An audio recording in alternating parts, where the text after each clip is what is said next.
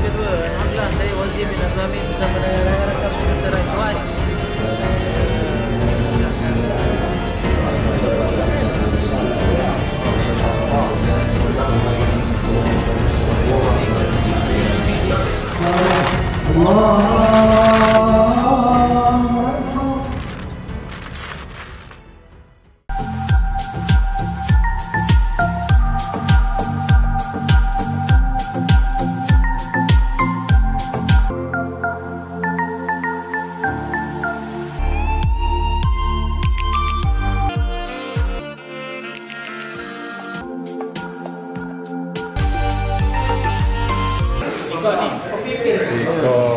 Terbaik lah.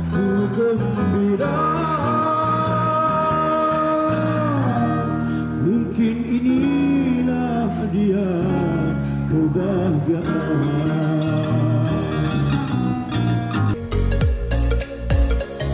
Assalamualaikum, selamat raya. Selamat Raid Tuas kedua. Alhamdulillah, saya Wazir bin Abdul Hamid bersama dengan rakan-rakan peserta Raid Tuas.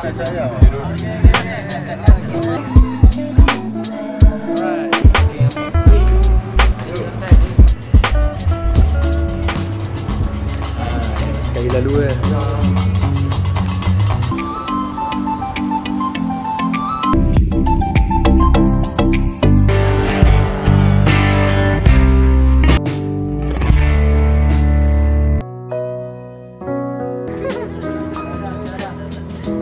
maka dapatlah kami berhimpun.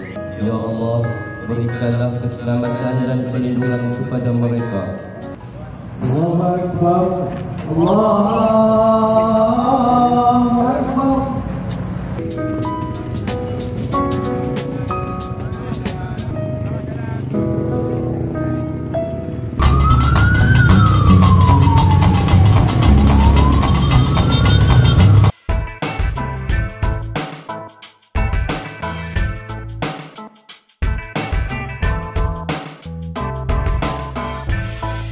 Daripada Highway of God. Terima kasih untuk grup Raid Tuas ni. Meminta bapak semua yang dengar trip ni doakan boleh jumpa imam dekat sana. Nanti imam pun nak doakan dia jumpa dekat sana. Fatihah. Bismillahirrahmanirrahim.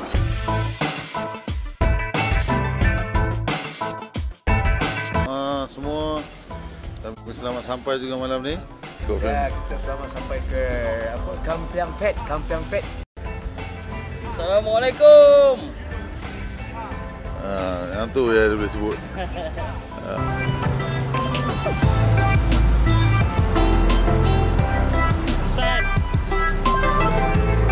Assalamualaikum. Kami alhamdulillah selesai border crossing di Myanmar. InsyaAllah kita akan masuk di Myanmar dengan escort. Alright.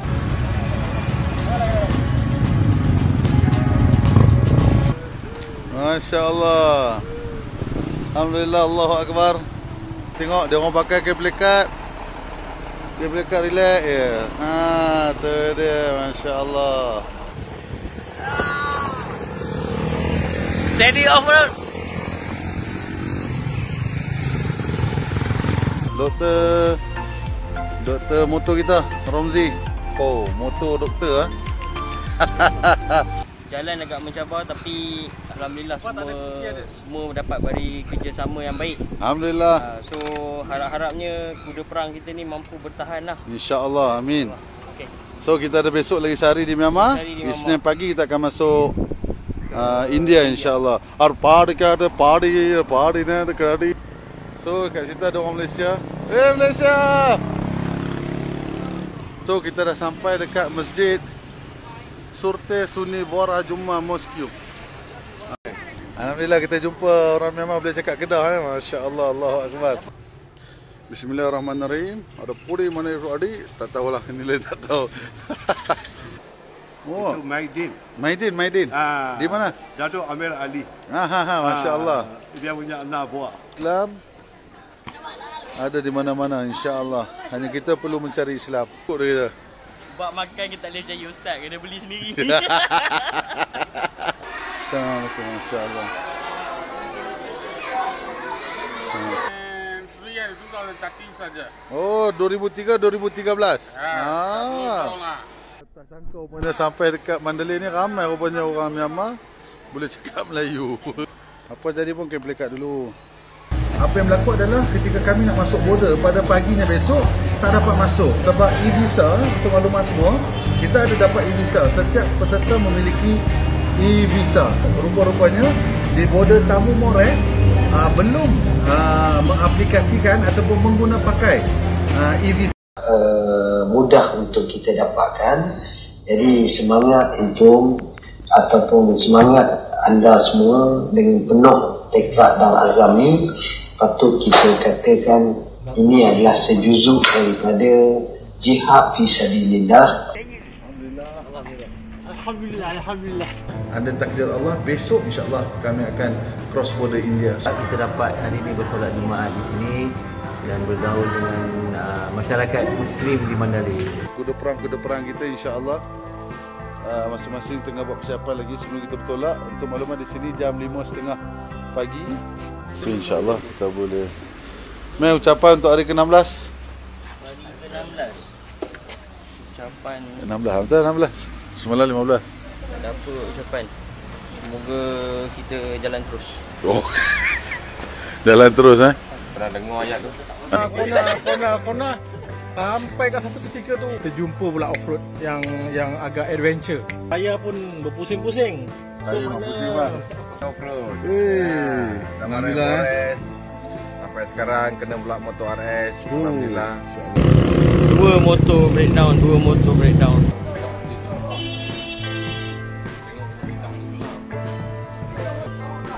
Sejum sedekah. So yang ni pula break. So alhamdulillah. So beginilah suasana kat sini. Ada Mr. Tambu Automobile Activa.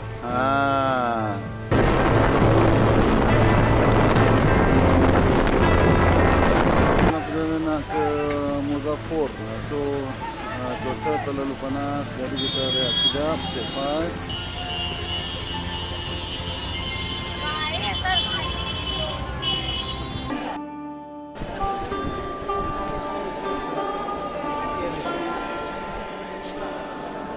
Selamat sampai. Ke sini sikit, okey.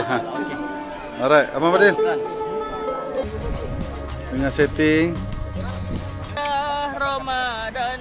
Sebulan berpuasa. Makan dengan rendang Oh, dah simping dengan rendang. Nasi impin.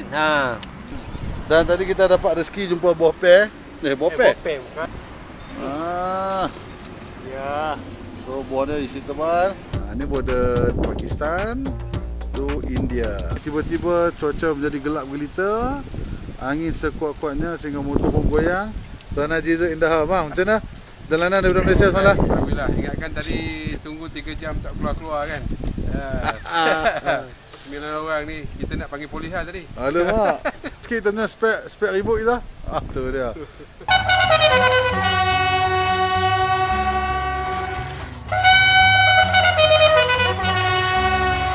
So kita di-escort untuk pergi ke hotel. Ini mungkin peronan terakhir untuk hari ini.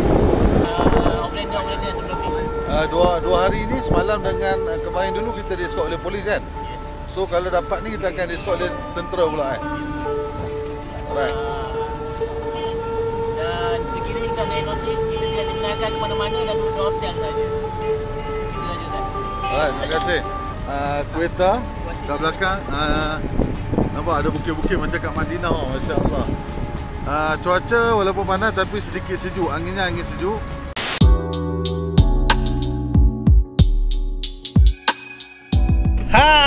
Assalamualaikum warahmatullahi wabarakatuh.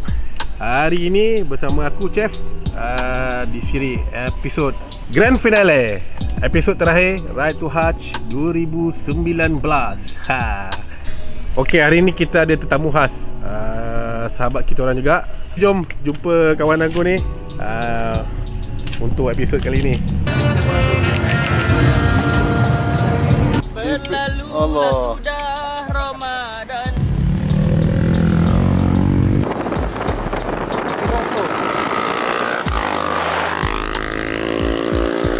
Inilah dia sahabat kita orang tu.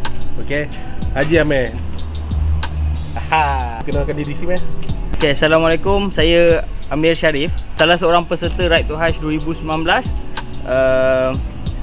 dan peserta yang terakhir lah sebenarnya yang bersama-sama mengikuti program Ride to Hajj 2019.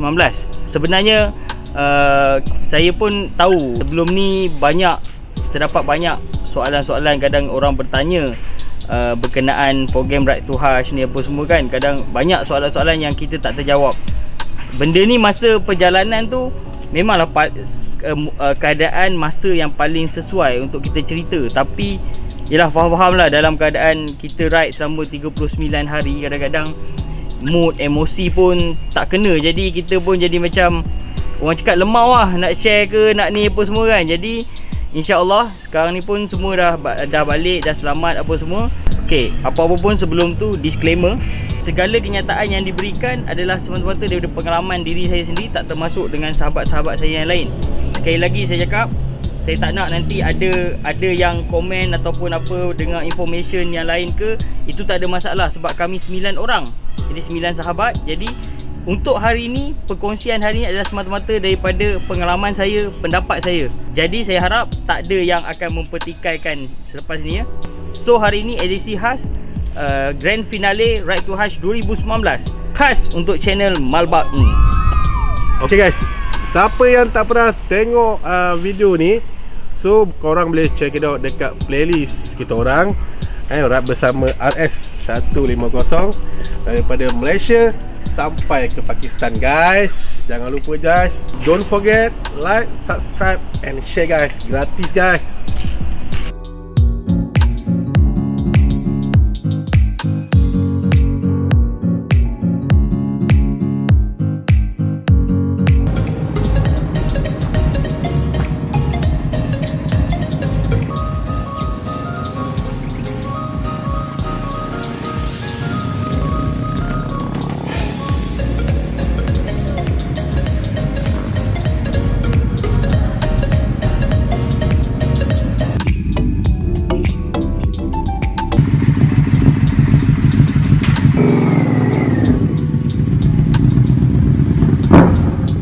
Okay, so sebenarnya apa yang dibuat oleh Malbak Ing ni sebenarnya bukanlah ada apa-apa perjanjian atau pembayaran daripada kita orang, tapi adalah atas inisiatif dia sendiri. Memang kalau tengok pun footage pun tak apa cantik, sebabnya dalam perjalanan dia pun ambil je daripada kita orang punya fanpage Facebook Karahaki. So yang mana tak tahu mungkin boleh rujuk balik. Sebenarnya dekat Facebook tu memang ada perjalanan kita orang daripada day 1 sampai hari terakhir. Jadi Malbak ini dia hanya mengambil sedikit apa footage yang ada dalam tu. Jadi untuk tahu lebih detail tentang perjalanan kami, nantikan.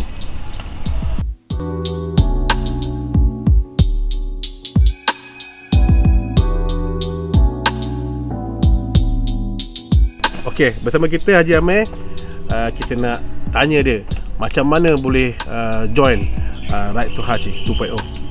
Okey, sebenarnya kalau nak diceritakan betul-betul macam mana perjalanan saya boleh join program ni, memang agak panjang lah. So sebenarnya saya mendapat jemputan daripada semua sahabat-sahabat, 8 orang sahabat yang lain untuk join program ni. Dan saya merupakan peserta terakhir bagi program Ride to Hajj 2019. Jadi sebenarnya memang perancangan asal sepatutnya ramai lagi, tapi ada yang beberapa sahabat-sahabat yang mungkin ada masalah sendiri, jadi dia orang terpaksa tarik diri di saat akhir. Kebetulan saya berkenalan dengan ketua bagi program Ride to Hajj 2019 ni, iaitu Haji Suhaini atau Wak Ani, panggilan yang orang lebih kenal. Bangkok. Alhamdulillah. Asalnya Wak Ani ni yang ajak saya untuk join. Beberapa kali sebenarnya saya menolak, bukanlah orang kata menolak untuk apa, tapi saya merasakan saya belum cukup bersedia untuk join program yang hebat sebegini. So apa yang saya tahu, memang perancangan telah dilakukan selama lebih kurang setahun. Dan sebenarnya saya confirm untuk join program ni hanyalah sebulan, lebih kurang sebulan sebelum flag off, sebelum hari sebenar untuk tolak. Bermulanya Ramadan tahun lepas, yang saya confirm. Jadi sebulan waktu bulan Ramadan tu, itu adalah waktu untuk saya buat persediaan. Okey Haji, nak tanya sikit, apakah persediaan yang paling penting untuk perjalanan kali ini? Kalau nak cerita tentang persediaan, saya rasa mungkin orang lain lebih mahir, lebih pakar dalam bidang overlander ni kan. Walaupun sebenarnya matlamat utama adalah untuk pergi haji, tapi sebelum kita mencapai matlamat utama tu, ada benda yang lebih penting, iaitu perjalanan daripada Malaysia sehingga ke UAE ataupun Dubai. Itu perjalanan menaiki motosikal tu, itu adalah benda yang penting. Sekiranya kita tak plan properly, memang yelah, sekiranya berlaku apa masalah disebabkan kita tidak bersedia, jadi dia akan menyebabkan matlamat utama kita tu tak tercapai. Jadi saya bukanlah orang yang pakar dalam bidang overlander ni. Saya pun baru-baru je kan, newbie saya orang cakap dalam bidang overlander ni. Walaupun dah pakai, mungkin saya cakap dah pakai motor berkuasa tinggi daripada 2014, tapi kalau nak dibandingkan dengan sahabat-sahabat yang lain dan orang-orang lain, mungkin mereka semua lebih berpengalaman daripada saya. Saya ni budak muda, join pun last minute. Jadi semua benda pun saya baru nak belajar. Orang kata senang cakap, bidan terjun lah. Tapi Alhamdulillah, saya dibukakan hati untuk join juga program ni. Dan bagi saya, tak ada apa yang saya patut menyesalkan. Ini adalah pengalaman yang mungkin pengalaman pertama dan terakhir dalam hidup ni. Kalau insyaAllah, kalaulah umur panjang, InsyaAllah saya akan ulangi lagi program yang sama. So untuk persediaan, bagi pendapat saya, selain mental, fizikal, rohani, jasmani, dan of course RM1. Sebabnya saya cakap, memang untuk program yang sebegini, memang tuan-tuan kena sedia maklum, dia akan memakan belanja yang mungkin pada saya amat tinggi. Sekiranya tidak mendapat apa-apa sponsor ataupun apa-apa sumbangan daripada orang ramai dalam jumlah yang tinggi, jadi memang sekiranya tidak mendapat apa-apa tajaan, jadi kita kena fikir yang semuanya adalah kena keluar daripada poket sendiri. Jadi itu antara benda yang harus disiap sediakan lah sebelum kita join program yang sebegini. Jadi sebabnya kita pun perjalanan pun jauh daripada Malaysia sampai ke Dubai, semua tu memerlukan RM1. Untuk menaiki motor ke Mekah, apakah dokumen yang asas yang perlu untuk pergi ke untuk perjalanan ke sana? Okey, sekali lagi disclaimer, saya maklumat yang saya berikan hanyalah berdasarkan pengalaman saya. Kalau saya nak ceritakan tentang apakah dokumentasi yang diperlukan, sebenarnya macam saya maklumkan tadi, saya pun adalah peserta terakhir yang last minute join. Jadi sebenarnya persediaan dokumentasi tu mereka yang sahabat-sahabat yang lain dah mulakan awal. Jadi cumanya saya pun tahulah juga sikit-sikit apa yang diperlukan. Okey, so kalau kita nak tengok, dia ada sikit perbezaan untuk ride to Hajj dengan ataupun ride to Umrah. Itu ada sedikit perbezaan di situ, tapi daripada segi dokumentasi kebanyakannya sama, cuma yang membezakan visa haji dan visa umrah. Yang mana kita tahu visa umrah at any time kita boleh apply. Jadi untuk visa haji kita perlu of course lah spesifik pada musim haji. Jadi kita pun tahu perjalanan yang jauh, kita bukan pergi dah dekat-dekat musim haji. Dan kebiasaannya visa haji dikeluarkan masa mungkin sebulan sebelum sebulan ataupun lebih kurang tu lah, waktu yang terdekat dah menghampiri waktu musim haji. Jadi macam yang semua tahu, kami 9 orang sahabat ni bergerak pada Hari Raya Aidilfitri, Hari Raya ketiga kita dah bergerak. Jadi waktu tu visa haji memang belum keluar. Apa yang kita boleh buat, kita pastikan kita dah make sure everything dah in order lah. Meaning bila kita dah sampai Dubai, kita baru akan apply visa tu. Sebab kita tak boleh apply awal pun, sebabnya pasport tu kita kena ya, kalau apply visa haji ni, of course terutamanya visa haji, kita kena hantar kepada kedutaan Arab Saudi untuk buat visa. Perjalanan kita ni, kita nak cross beberapa negara yang memerlukan visa. Okey, itu bab visa lah. So selain tu, dokumen yang diperlukan adalah sebab kita membawa kenderaan, sama je motosikal ataupun kereta, selagi ianya adalah kenderaan darat, jadi memerlukan kanet. Kanet ni adalah bagi saya lah, untuk senang faham, macam kita kalau kita nak cross country, kita kena ada pasport. Kanet tu sebenarnya adalah pasport kepada kenderaan. Ia juga sebenarnya adalah insurans untuk memastikan motor kita ni bila dah keluar daripada negara akan balik ke negara asal. Itu adalah garanti. Jadi sebab tu bayaran untuk kanet tu pun adalah agak mahal. Okey, yang nombor 3, dokumen yang diperlukan ialah kita perlu memaklumkan kepada pejabat Wisma Putra untuk perjalanan kita ni. Kita perlu maklumkan kepada Wisma Putra untuk memohon dan mengeluarkan surat. Surat tu adalah surat untuk macam memaklumkan kepada kedutaan Malaysia di setiap negara yang kita lalui. So sebagai contoh, Pakistan, pejabat kedutaan Malaysia di Pakistan akan memaklumkan kepada kerajaan Pakistan mengenai konvoi ni. Okey, dokumen yang keempat, of course, visa untuk setiap negara yang akan dilalui. So macam kita tahu, mungkin untuk setengah negara macam Thailand dan UAE kita tak memerlukan visa. Dia adalah hanya menggunakan visa on arrival. Tapi untuk Myanmar, India, Pakistan dan Iran kita memerlukan visa. Jadi visa-visa ni kita perlu apply dulu sebelum perjalanan. Okey, dalam video-video yang sebelum ni aku tengok perjalanan tu agak mencabar, banyak lubang-lubang lah, banyak yang benda-benda mencabar. So nak tanya sikit, apa pengalaman-pengalaman yang tak boleh nak dilupakan dalam tempoh travel tu?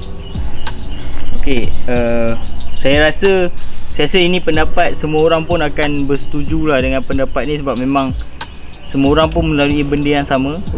Saya rasa pengalaman yang paling tak dapat dilupakan adalah semasa perjalanan daripada Impal ke Jiribam. Pada hari tersebut kita dah keluar lebih kurang jam 7 pagi. Baru dalam 20 km perjalanan, salah sebuah motosikal ada mengalami sedikit kerosakan. Jadi kami terpaksa berpatah balik ke bandar Impal untuk cari kedai workshop yang boleh buat. So faham lah, dekat lain negara ni dia orang tak ada pun exactly motor RS150 ni. Jadi bukan semua kedai, maksudnya bukan semua kedai kita boleh pergi dan dia boleh buat motor tu. Dan hari itu adalah hari Ahad. Jadi kita tahu memang banyak negara pun macam mana pun hari Ahad hari cuti. Jadi waktu tu agak lama, hampir 2-3 jam kita cari sampailah jumpa kedai yang boleh buat. Kedai Mr. Tambu Automobile. Kita tengah berkibar. Dan kita dah habis masa kat situ dalam 2 hingga 3 jam. Jadi dalam pukul 1 tengah hari ataupun pukul 2 petang waktu tu kami nak memulakan perjalanan ke destinasi seterusnya. Sepatutnya perjalanan kami pada hari itu adalah ke Guwahati, tetapi sebabkan separuh hari dah habis, jadi nak sampai ke Guwahati tu jauh, sangat jauh. Jadi kami mengambil keputusan untuk tukar. Lokasi seterusnya adalah ke Jiribam. Jadi perjalanan pada hari itu jadi bermula setelah selesai motosikal apa semua tu, kita mula balik dalam pukul 2 petang. Pukul 2 petang dan kami sampai ke Jiribam pukul 3 pagi. Kenapa sampai pukul 3 pagi? Itu yang nak cerita tu. Sebab tu saya rasa macam semua orang, semua sahabat-sahabat saya pun akan bersetuju. Ini adalah pengalaman yang mungkin kami tidak dapat lupakan. Jadi jalan tu sebenarnya tak jauh, dalam 200 km lebih, 200 km lebih. Tapi perjalanan dia, kalau mungkin bagi kita yang kat Malaysia ni yang tahu, mungkin jalan tu adalah seperti jalan tu macam kita kat Malaysia ni, kalau saya boleh gambarkan macam jalan naik Fraser Hill. Jadi berpusing-pusing dan banyak short corner. Hari tersebut daripada 2 petang kita dah gerak, pukul 3 petang, 4 petang naik, mula-mula pemandangan cantik, tapi kita tak sangka pula sebenarnya. Kita rasa 200 km ni kalau straight, jalan yang straight ni sekejap je, tapi rupanya jalan dia tu lah di kawasan pegunungan. Dan apa yang kita tak tahu, rupa-rupanya ada beberapa kawasan ni adalah off-road. Jalan tu adalah jalan yang tidak berturap dan jalan yang dah rosak. Itulah untuk hari ke-16. Alhamdulillah, terbaik. Allah beri terima kasih guru untuk kita semua.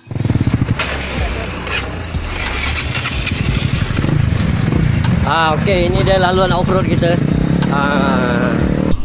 Yang akhirnya kita terpaksa tarik. Bayangkan dengan jalan yang begitu. Tadi sebelum kejadian tu kita naik bukit. Lepas ni kita untuk turun bukit pula. Bukanlah semua tempat dia turun bukit, dia ada memang sentiasa ada naik dan turun. Jadi cumanya yang saya nak highlightkan, every time memang short corner. Dan saya pun kadang sampai tak tahu bila nak habis corner tu. Dengan jalan yang kita tak tahu after corner jalan tu elok tak elok, jadi memang tak boleh laju. Kelajuan dalam 30-40 km sejam je. Jap. Bagi kereta lalu. Ini dia kita laluan off-road kita. Alhamdulillah. Lagi 100 meter lagi. Dah. Dalam 100 meter. Okey.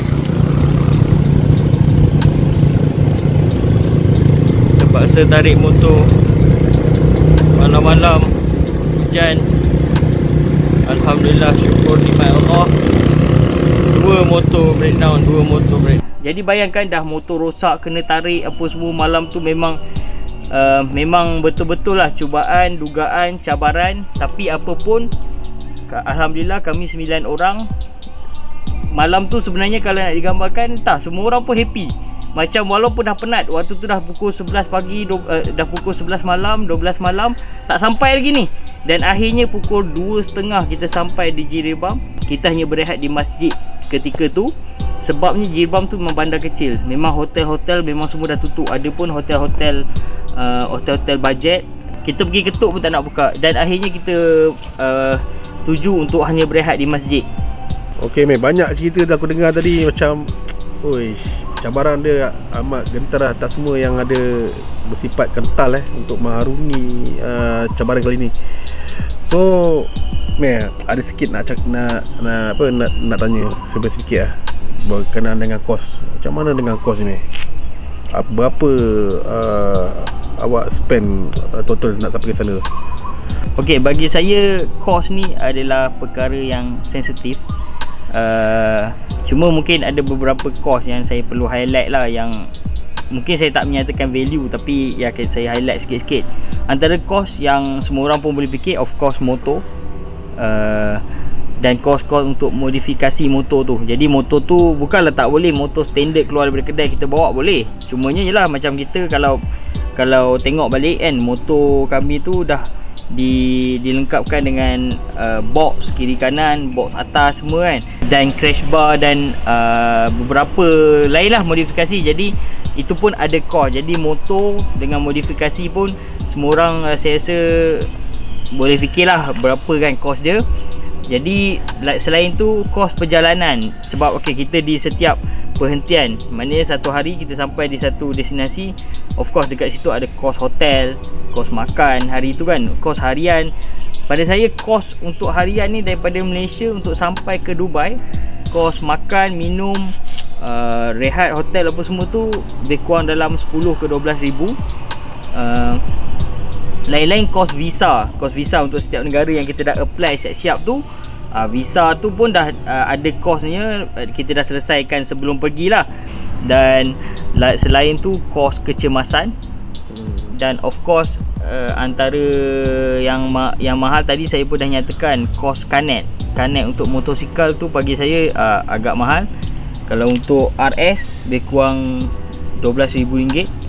Jadi RM12,000 tu bukanlah semuanya kos, sebab macam saya cakap, ia adalah macam umpama pasport ataupun garanti kepada motor tu, insurans dan garanti kepada motor. Jadi sebenarnya lebih kurang RM6,000 adalah wang cagaran, dan apabila kita balik, kita boleh claim balik duit tu daripada kanet. Jadi kita bayar RM12,000, RM6,000 adalah deposit, macam deposit. Dan satu lagi kos yang pada saya mungkin agak tinggi adalah kos untuk visa haji, sebab kita guna visa haji Furada. Jika tak ada arah melintang, insya-Allah saya akan kongsi dengan lebih detail di channel khas saya, insya-Allah. Okeylah, kita dah dengar macam-macam lah. Sekarang ni kita nak pergi ke motor pula, di mana perjalanan dia dah melebihi 14,000 km dari Malaysia ke Dubai. Jom kita tengok. Check it out.